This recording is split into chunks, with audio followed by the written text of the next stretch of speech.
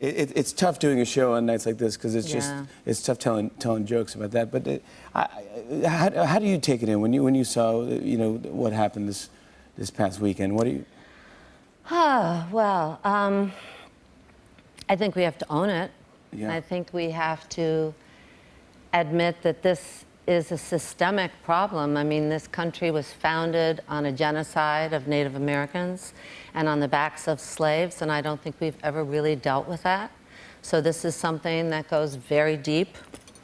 And as you said with your daughters, you have to teach hate. They don't come out that way. So I think that the way you deal with it is to do as much as you can. I mean, on her last post, Heather said, if you aren't outraged, then you're not paying attention. And I think this is an amazing opportunity for people to pay attention. It is, yeah. And to have these conversations. Everyone, the mainstream media, the president, everyone was quiet during Standing Rock. Nobody covered that. No one seemed to be outraged at the strip searching and labeling and rubber bullets and people losing eyes and arms. People didn't even know about that, and until people don't have to say Black Lives Matter, we're not free. Yeah.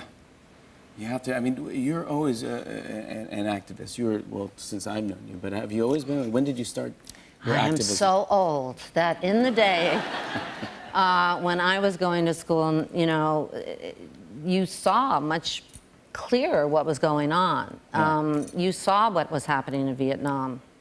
If you had half a brain and you were young and you were idealistic, you protested. You saw what was going on in the South with segregation. Now we don't see as much unless you're on alternate, Democracy Now! Or the Young Turks or whatever. You're not getting the images. You see, a lot of stuff online, and I think that's why the millennials are way, way ahead of everybody else, because they see actually what's going on. So when I was growing up, the issues were clearer.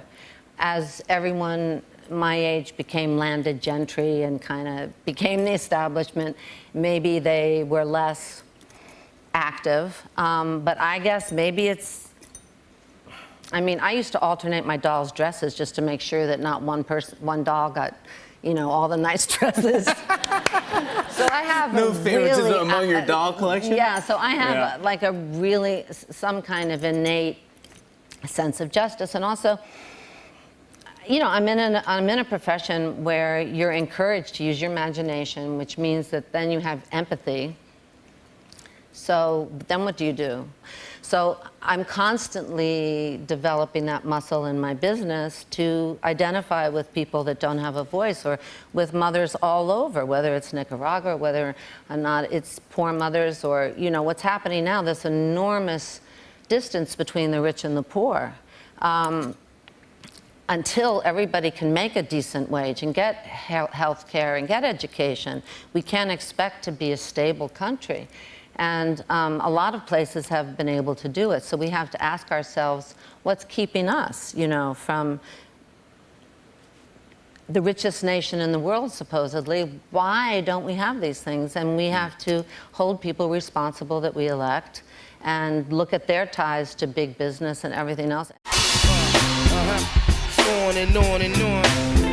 I said, and it's on and on and on.